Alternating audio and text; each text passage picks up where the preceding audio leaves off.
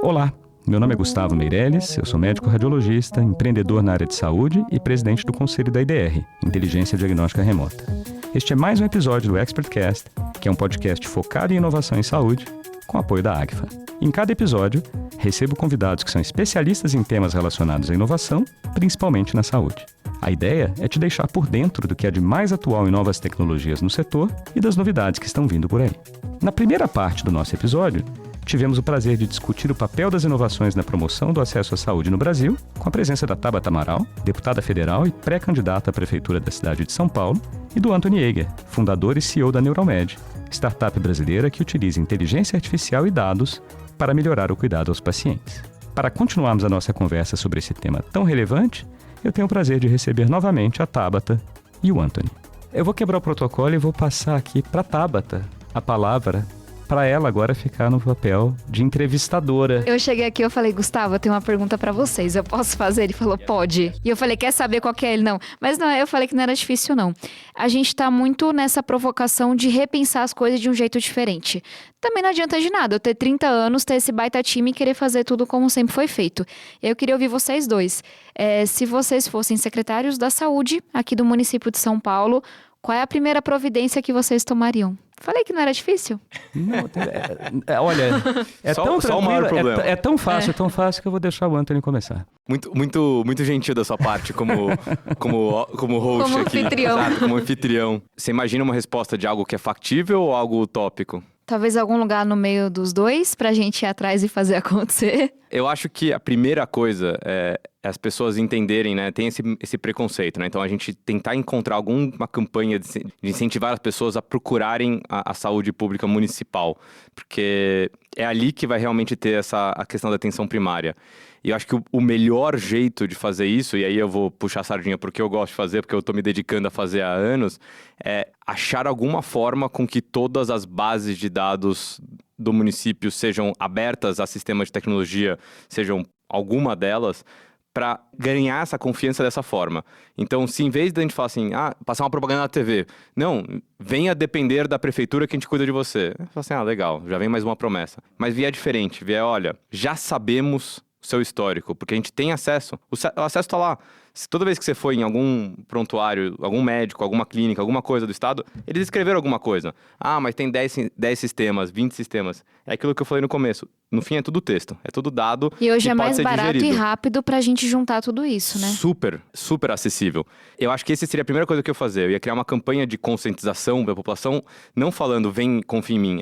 Olha, tudo bem, Anthony? Eu sei que você tem esse histórico, que você já aconteceu isso, você tem essas doenças, e a gente tá aqui pra te trazer um plano de cuidado. É assim que você vai conquistar a confiança dessa pessoa. Fala assim, peraí, que é isso? Eles estão se importando comigo? Se alguém virar e falar que vai ter um plano de saúde pros meus próximos anos, eu sou a primeira da fila. É isso, porque tradicionalmente você espera que a saúde te empurre pra não vir. Fica em casa, não aparece. Eu falo assim, não, Anthony, vem cá. Eu já tô vendo aqui que você tem tais doenças, você toma tais remédios, faz, sei lá, quanto tempo que você não pede uma receita. Já agendei aqui com o próximo cardiologista pra você fazer o refil da sua receita de colesterol alto e também já aproveita, não quer passar no ortopedista, tem horário no mesmo horário, que eu sei que você quebrou o joelho faz alguns anos pra ver se tá tudo em ordem. Eu olho, peraí, esse cara realmente cuida de mim. Eu acho que esse talvez seja um caminho pra gente tentar virar a chave pra confiarem na prefeitura. Pronto, falei que era no meio do caminho de utópico, perfeito. Tá? Mas se a gente entender o papel da saúde da família, isso que a gente foi perdendo, do papel do agente comunitário da saúde, tem a parte tecnológica por trás, mas vai ser um ser humano que mora não muito distante de você, que tá te passando essas informações e é mais fácil acreditar que a Dona Maria, que tá aqui perto, ela vai fazer esse acompanhamento comigo. Que você vê, na minha fala não foi vem aqui falar com o WhatsApp ou com o robô, você tem que falar com uma pessoa. Exato. A gente tem essa mania como brasileiro de ir pros extremos, né? Tem que parar de dirigir bêbado, então é lei seca. Funciona. Pro Brasil funciona algumas coisas.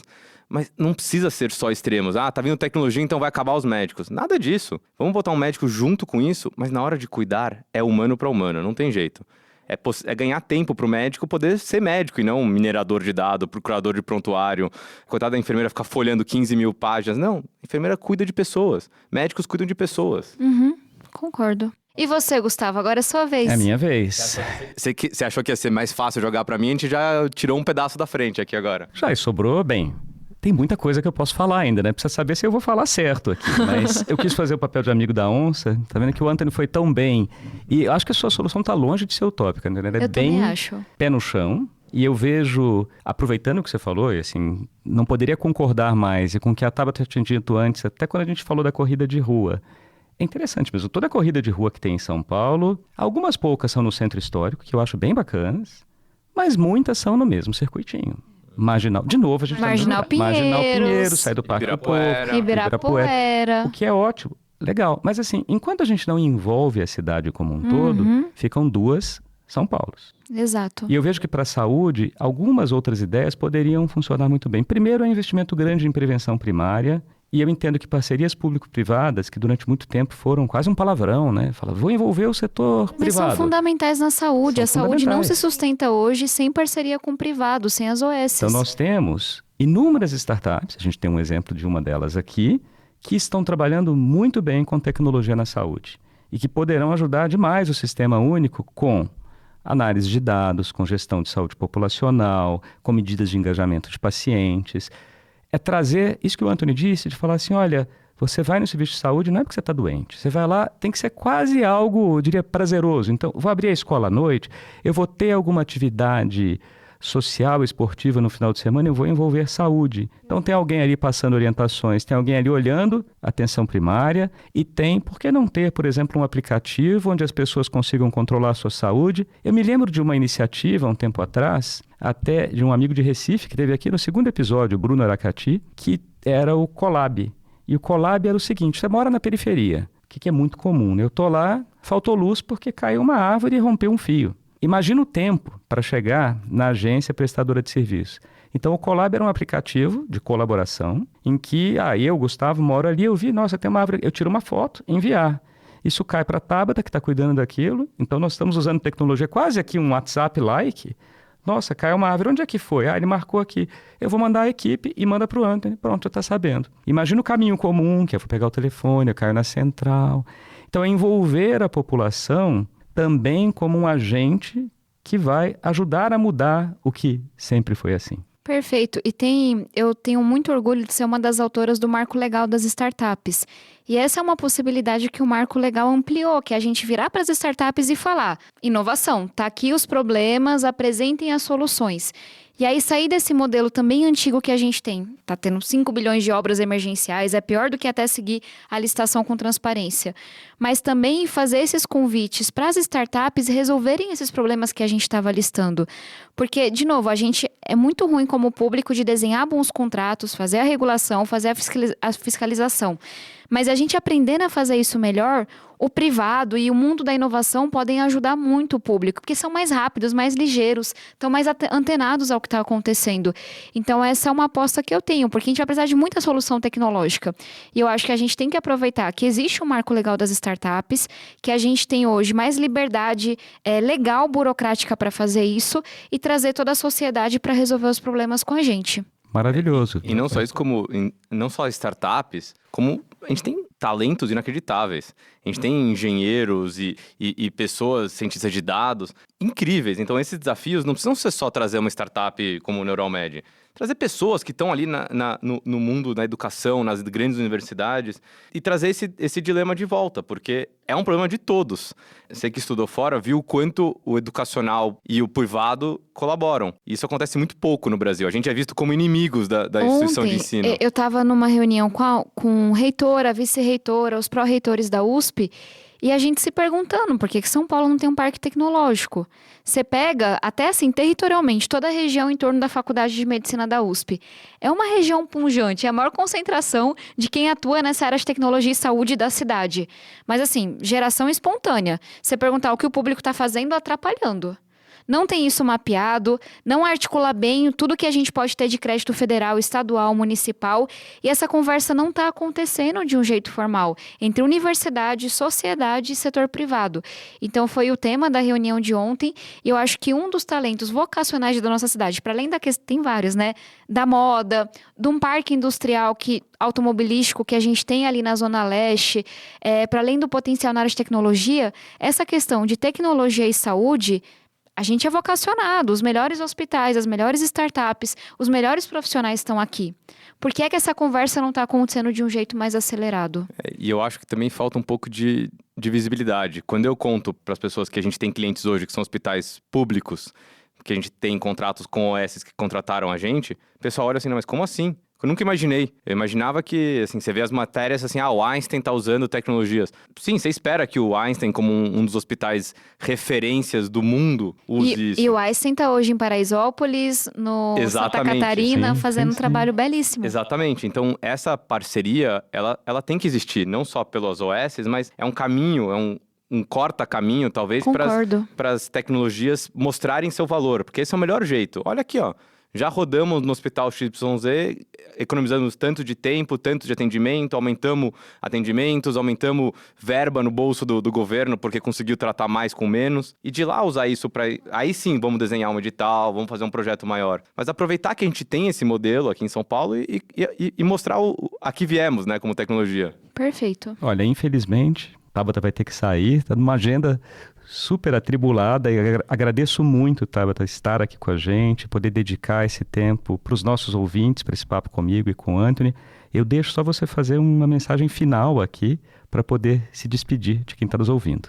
Gustavo, Anthony, é um convite para a gente continuar essa conversa. Eu acredito muito no potencial da tecnologia para a gente equacionar as questões que a gente tem na área da saúde, e a gente está montando um baita time e está precisando de ajuda. Então, quem aqui falou, cara, eu quero ajudar, eu conheço uma solução, eu tenho uma boa provocação, eu tenho experiência na área, eu atuo na ponta, venham-se embora, porque a política precisa ser esse lugar em que boas ideias, bons processos, boas pessoas importam. Então, obrigada por terem chutado essa bola, me convidado para a gente ter essa conversa. E aí também, quem quiser acompanhar mais do meu trabalho é Tabata Amaral SP nas redes sociais, sempre importante divulgar, e eu espero poder continuar essa conversa com vocês em muitas e muitas outras oportunidades. Muito obrigada. Muito obrigado, Tabata. Para quem está nos ouvindo, pegar esse convite da Tabata, você quer ajudar com alguma ideia, tem alguma ação que queira fazer, então siga a Tabata nas redes sociais. Eu garanto que ela sempre está ali, responde, é ativa e está prestando atenção em quem está enviando. Então, envie para a Tabata pelas redes sociais, entre em contato conosco pelo ExpertCast. Fica aqui o convite para todos que querem ajudar. Eu sei que a Tabata está com horário, eu só vou adicionar, eu conheci a Tabata no comecinho do programa do Renova. E isso que ela falou, eu acho que é uma das coisas mais importantes, né? O Renova nasceu com essa ideia de trazer as pessoas de volta para a política, né? De volta, perfeito. E fala assim, a política é sua, não é aqueles políticos lá, são os seus representantes. E a hora que a gente junta a política e fala de saúde, como a gente falou já que afeta 100% de nós, todos nós temos que pensar na nossa saúde, se qualquer coisinha apareceu, você tem que se mobilizar. Espero que seja com a Tabata, mas pode ser para qualquer um dos seus representantes. Pense assim, cara, esse representante está representando a minha saúde também. Então, se posicione, entre em contato. Eu acho que é isso que falta, né? A gente olha o Brasil, tem 200 e muitas milhões de pessoas, grande maioria sendo atendido diretamente pelo SUS, mas como já falamos, 100% de algum jeito sendo atendido pelo SUS. Então, a saúde pública é a saúde de todos nós. Então, eu faço coro aqui porque você precisa se movimentar na sua saúde, né? E não é reacionário, não é quando eu ficar doente, não, é agora. Agora pelo seu bem e pelo bem da população como um todo. Muito obrigado. Depois eu volto com você aqui então, Anthony. A gente vai despedir da Tabata e eu volto para uma última pergunta. Só Anthony e Gustavo, um prazer gigantesco. Toda a equipe do podcast, muito obrigada. E seguimos com essa conversa. Isso aí, obrigado. Bem, Anthony, agora eu vou passar a palavra para você, né?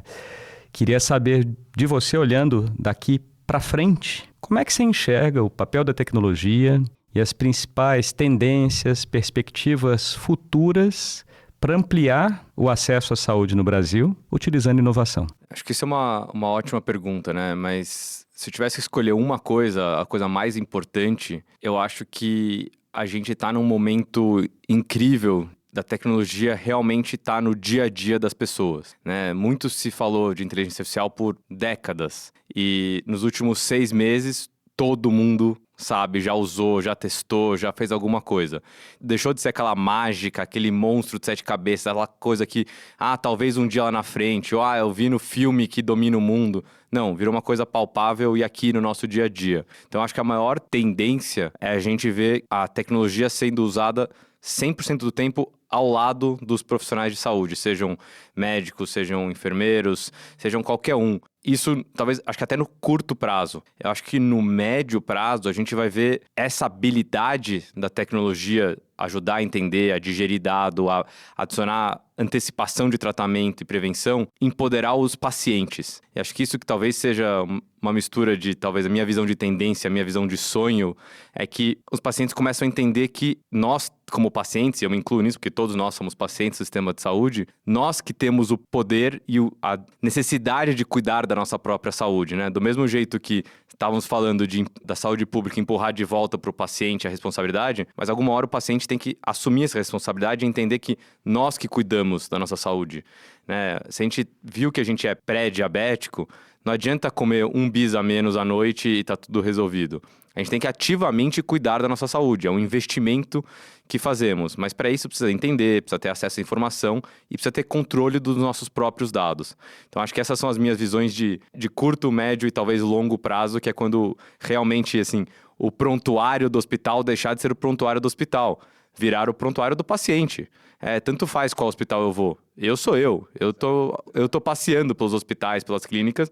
A minha história é a mesma, ela só continua por onde eu estiver. Eu mudo de cidade, eu mudo de bairro, eu mudo de médico, mas eu sou eu. A minha história continua a mesma. É engraçado isso, né? E vou até tomar liberdade aqui de colocar um parênteses nesses pontos que você está trazendo, porque são bem interessantes. O primeiro é que algumas pessoas falam, não, mas a população mais velha ou a população com menos recursos financeiros, ela não vai conseguir usar a tecnologia, o que é uma grande falácia. A gente já viu que não só usa, como usa muito bem. Vou pegar um exemplo entre os médicos, já tem pesquisas mostrando isso, que o uso de tecnologia entre médicos mais idosos é igual ou às vezes até maior do que médicos mais jovens e às vezes até melhor. Então, isso não é um problema. Segundo é que diversos pontos da tecnologia nós já incorporamos. Por exemplo, quem que compra uma passagem aérea hoje indo numa loja? Quem que pede um táxi pelo telefone? Acontece ainda, mas muito menos do que a gente tinha antes. Então, por que não ter a saúde ao alcance da mão no computador ou no celular? E mais do que isso, outro ponto que vocês dois trouxeram aqui hoje, que é a questão do prontuário. E aí, um outro ponto que eu ouço é, não, mas saúde, os dados são muito sensíveis. Quer dado mais sensível que do banco? E aí, tá todo mundo ali acessando, pouca gente, vou lá na agência tirar meu extrato. Você tá aqui, já tem Open Banking, você consegue, eu tô no banco X, eu dou acesso pro banco Y, eu vejo os dois, eu faço um Pix. Eu mando aqui agora para você, Anthony, uma transferência do valor que for. Daqui a 1 segundo ela está na sua conta. Vou aceitar, tá? Tudo bem, depois a gente negocia. Mas mesmo isso, as pessoas não pensam o que está por trás do Pix. Não é que eu mando e simplesmente é igual a mensagem que eu mandei para você. Não, aquilo tem uma conferência no meio do caminho para ver, puxa, a conta é a do Anthony mesmo, tá certo, é aquilo e chega aqui. Então, por que a gente não pode fazer com a saúde, né? Eu acho que essa provocação é maravilhosa, né? Porque a gente falou muito aqui de WhatsApp. O Brasil é um dos lugares onde tem a maior difusão possível de celulares, de uso de WhatsApp. Todo mundo que tem vó, mãe, mais velho, estão usando o WhatsApp, conversam por lá. Às vezes mandando um bom dia, o que mas for, tá ali, né? Mas é isso, né? A tecnologia já chegou lá, né? A gente não precisa mais esperar a tecnologia chegar, ela já chegou lá. Inclusive, arrisco dizer que muitas mães e avós de quem está escutando já usou ChatGPT também, de alguma forma. Ou seja, tá lá. O que é das tecnologias mais modernas, mais inovadoras, já está na mão de todo mundo. E você trouxe um exemplo muito legal que é do Pix, uma iniciativa do governo de dar inveja no mundo inteiro. Quem já tentou fazer uma transação online nos Estados Unidos sabe quanto mais complicado é. Quando eu morava lá era cheque, tinha que pegar, colocava para pagar a conta de luz, pegava o cheque, colocava no envelope e botava na caixa de correio. Mas mesmo hoje tem alguns aplicativos e tal, mas você tem o mesmo que eu, não tem? Então vou mandar um Wire, o Wire demora, passa, não passa, você precisa de um monte de informações. É o que você falou, o Brasil inteiro usa Pix, uma iniciativa pública e funciona super bem. Gratuita. Gratuita. E não é que só funciona na geração TikTok, funciona de ponta a ponta. Todo mundo que tem um celular sabe usar Pix. Então, por que a gente não pode fazer o mesmo na saúde? E aí eu devolvo, talvez, uma pergunta para você, Gustavo, e nessa hora, talvez, doutor Gustavo, que a saúde tem duas coisas que talvez a gente tem esse medo. Um é essa questão de, os dados são sensíveis, aqui não dá para errar, startups têm aquela meta de, a gente erra e depois arruma, não dá para errar. Concordo com tudo isso. Mas por muito tempo, a maior dificuldade de difundir tecnologias era a adesão do time assistencial. Eu vejo que isso está mudando nos últimos meses. E aí queria ouvir do seu lado. Eu não tenho CRM. Do seu lado, com o CRM. Como vocês têm visto essa facilidade, essa mudança de agora aderir à tecnologia? Acho que a gente já viu uma dessas quando nasceu-se o Pax. Os radiologistas, o radiologista vai morrer porque a gente colocava o filme ali no negatoscópio e não tem negatoscópio, não tem mais isso. E não aconteceu. O radiologista continua lá firme e forte. Então eu queria ouvir de você, talvez, como que a entidade e pessoas assistenciais e está vendo essa mudança de tecnologia. Olha, você trouxe uma pergunta, na verdade mais do que uma pergunta aqui, alguns comentários e questionamentos muito interessantes. Eu vou começar pelo PACS. Para quem está nos ouvindo, PACS é uma sigla para um sistema de armazenamento e comunicação de imagens. Então, nada mais é do que eu fui numa clínica e fiz um raio-x ou uma tomografia ou uma ressonância. Aquele exame gera várias imagens que são enviadas para uma central e dessa central as imagens são enviadas para os computadores dos médicos radiologistas que vão avaliá-las. E o nascimento do PACS trouxe algo muito bom, por um lado, que foi um aumento da velocidade e da facilidade de ver as imagens, maior disponibilidade dessas imagens também depois para o paciente, que não precisava ir lá buscá-las, elas começaram a virar imagens digitais, mas trouxe um lado muito ruim. E tem um livro interessante sobre isso chamado O Médico Digital, o original é The Digital Doctor, e ele tem um capítulo sobre a radiologia. E ele conta uma história, ele médico também, o Robert Watcher, contando que quando ele era mais jovem, médico residente, o tutor dele, é muito comum isso entre nós médicos, você sempre tem alguém ali que você está acompanhando, que é um médico mais experiente. Então o tutor deles sempre os levava, os médicos residentes, para a radiologia para discutir casos. E eles chegavam lá e ele falava que sempre tinha um radiologista muito bom, por coincidência da minha área, radiologia torácica, que pegava, olhava as imagens, discutia os casos. E aí, um certo dia, ele virou esse tutor. E falou, poxa, eu vou repetir o que o meu tutor fazia, eu vou levar o pessoal lá na radiologia. E ele chegou na radiologia e falou que quando ele bateu na porta, ninguém atendeu. Ele abriu a porta e ele foi recebido por várias costas. Ninguém se virou para olhar para ele. Todos os médicos estavam de olho nas telas. E ele falou, oi, eu sou o doutor fulano de tal, eu vim aqui com meus residentes, eu queria olhar as imagens do paciente Anthony Yeager. E alguém responde sem nem olhar para ele. Você já olhou no PACS? O laudo está lá. E aí, qual foi o ponto, né? Por que eu contei essa história? O PACS distanciou o médico, especial o radiologista, que usa do paciente e dos outros médicos. Isso é exatamente o oposto do que eu estou vendo com a tecnologia agora. Depois do PACS, e o PACS não foi o causador disso, ele foi uma das tecnologias, médicos, enfermeiros, nutricionistas, psicólogos começaram a ficar mergulhados em tecnologia burocrática. Então a gente olha que hoje, arrisco dizer 2/3 do tempo de médicos, enfermeiros, todos os profissionais de saúde, são para pegar um dado no computador, colocar um dado no prontuário eletrônico. Nos Estados Unidos tem eles chamam de pajama time, que é o tempo do pijama. O médico passa o dia atendendo o paciente, ele chega em casa, pega o laptop, vai para a cama e fica registrando os dados, ele que não deu tempo ao longo do dia. Olha a questão de saúde mental que a gente estava falando aí, isso não Exatamente. faz bem a ninguém. Então, por isso que burnout explodiu entre aqueles que estão cuidando da gente. Enfermeiros, médicos. E aí, a sua pergunta é ótima porque, como eu vejo, no início, vários começaram a ter medo, especialmente da inteligência artificial. Eu lembro a gente conversando lá atrás, poxa, a Neuromed começou, como outras também, muito inteligência artificial para análise de imagens médicas, e depois vocês tiveram uma sacada que eu acho genial, que não, a gente vai para o lado de dados, a gente vai prover mais acesso, a gente vai auxiliar a busca de resultados, além de fazer também análise de imagens médicas. Mas vários radiologistas, eu brinco, tem um grande amigo que foi estudar direito. Depois de 1 ano, mais ou menos, eu falei, cara, o direito vai ser uma das áreas mais afetadas e a gente está vendo hoje, né, sistemas de inteligência artificial ajudando também ali.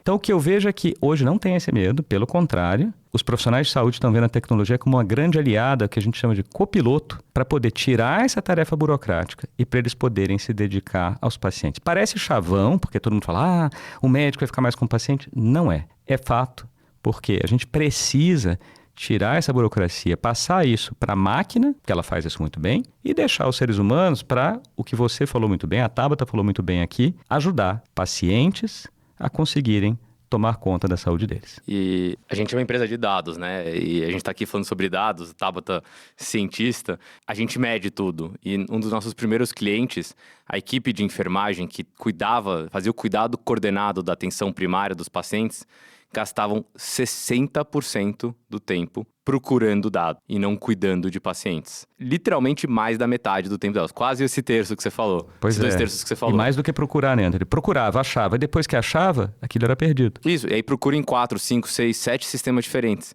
Esse é o pior uso possível do tempo de uma enfermeira, de um enfermeiro que é treinado para cuidar de pessoas e não para minerar dado. Você falou dessas costas. Eu assisti uma palestra um tempo atrás que mostraram, logo no começo da palestra, falando exatamente sobre isso, sobre como a inteligência artificial pode deixar a saúde mais pessoal, né? Parece estranho de falar isso, porque pediram para uma criança desenhar como é ir para o médico. E a criança desenhou a criança do lado da mãe, do lado da mesa, e um médico de costas para o computador falando com eles. Isso é assustador você pensar isso. E você pensar que uma tecnologia pode deixar a saúde mais pessoal, é uma mudança total de paradigma. Não é mais uma tecnologia, é uma tecnologia que vai realmente mudar o jeito que a gente pensa, que a gente trabalha. Que vai sobrar tempo para nós sermos humanos, para cuidarmos da saúde de nós, dos outros. Então eu acho que tem esse paradigma que é muito interessante. Quem estiver escutando, tenho certeza que colocar no Google foto criança desenhando o que é um atendimento médico ou algo do gênero, vai ver esse desenho. É um desenho bem de criança mesmo, mas é muito marcante. Eu fico até arrepiado lembrando dessa foto, porque me marcou isso. A gente pensa assim, é isso que as crianças de hoje veem na saúde. Eu me lembro desse desenho. Foi até um atendimento que a irmã dessa criança teve num dos melhores hospitais norte-americanos. Exato. E o médico era um dos melhores pediatras.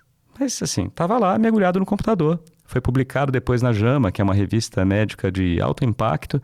E ele responde, nós estamos gastando, sei lá, 30 bilhões de dólares com sistemas eletrônicos. Eu me pergunto se a gente não está indo no caminho certo. Agora eu acho que estamos, porque realmente é isso, a tecnologia nos ajudando e nos tornando mais humanos. Então eu agradeço aqui, Anthony, agradeço a Tabata também, foi um enorme prazer ter vocês dois aqui hoje, papo excelente sobre o papel da tecnologia, o papel das inovações, aumentando o acesso à saúde aqui no Brasil. Anthony, novamente, muito obrigado. Muito obrigado pelo convite e dividir essa mesa aqui com esses 2 grandes talentos. Para você que está nos ouvindo, foi um prazer poder passar para vocês um pouquinho do nosso conhecimento sobre inovação e tecnologia em saúde. Se gostou do nosso episódio, siga o ExpertCast, nos avalie com 5 estrelas na sua plataforma preferida de podcast e compartilhe os episódios com seus amigos, contatos e nas mídias sociais. Assim, disseminamos informação de qualidade e ajudamos a aumentar o interesse por inovação e empreendedorismo na saúde. Muito obrigado e até o próximo episódio.